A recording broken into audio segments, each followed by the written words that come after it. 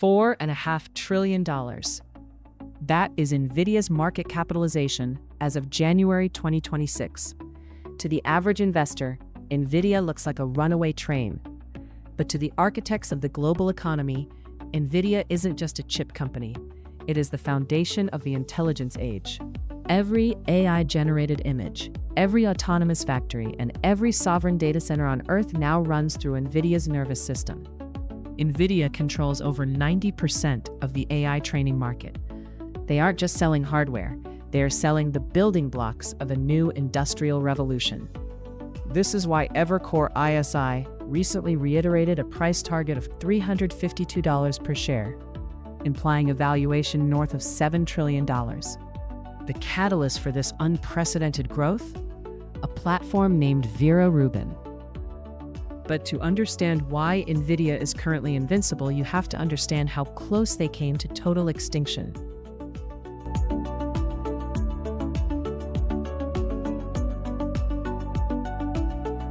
The year was 1993.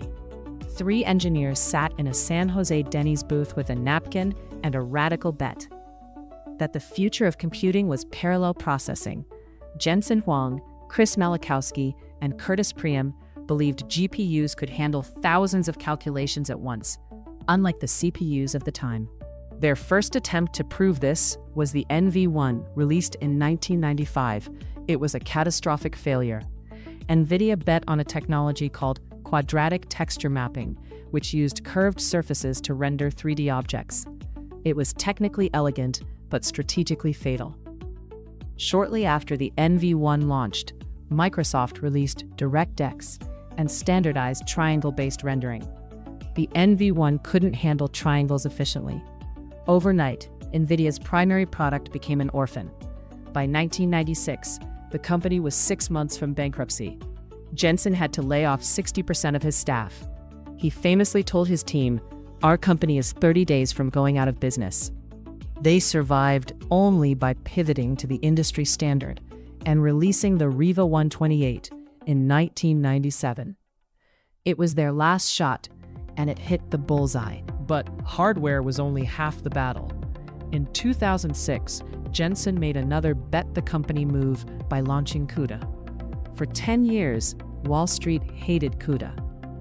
They saw it as a massive waste of R&D on a software platform for a market that didn't exist.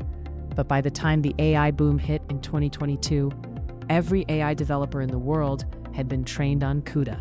This created the ultimate software moat. Switching away from NVIDIA today isn't just about buying a different chip.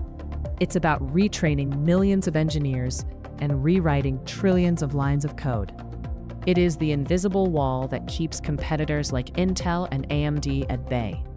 Fast forward to today, and that culture of extreme risk has led to the Vera Rubin platform, named after the astronomer who proved the existence of dark matter. This isn't just a chip. It's a 6-chip symphony designed to end the inference bottleneck. The Vera CPU features 88 custom Olympus cores designed specifically for agentic reasoning, allowing AI to not just predict text, but to think through complex problems. Paired with the Rubin GPU, a 336 billion transistor beast, the platform delivers a staggering 10 times reduction in inference costs compared to the previous Blackwell generation. This performance is fueled by HBM4 memory, delivering 22 terabytes per second of bandwidth. But the real masterstroke is the interconnect. A single Vera Rubin rack provides 260 terabits per second of scale-up bandwidth. To put that in perspective, that is more data moving through a single server rack than the entire global internet backbone of just 10 years ago. This creates a prisoner's dilemma for the world's most powerful companies. Microsoft, Meta, and Amazon are locked in a $500 billion arms race. If one stops buying Rubin chips, they lose the race to artificial general intelligence. They are forced to keep spending, and every single dollar of that massive capital expenditure flows directly into NVIDIA's ecosystem. But the final frontier isn't digital, it's physical. At CES 2026, NVIDIA unveiled its roadmap for physical AI. Through Project GR00T and the Jetson Thor platform, NVIDIA is building the foundational brain for humanoid robots. From Boston Dynamics to Tesla, the goal is clear. NVIDIA wants to provide the intelligence for every machine that moves, heals, or builds. We are moving from generative AI to agentic AI, systems that can perceive the real world, reason about it, and take action. From a napkin in a diner to a $7 trillion empire, NVIDIA is building the infrastructure for the 95% of intelligence we haven't unlocked yet. $352 isn't a speculative ceiling. For a company that has become the OS of the modern world, it's just the next milestone. The invisible monopoly has finally become impossible to ignore.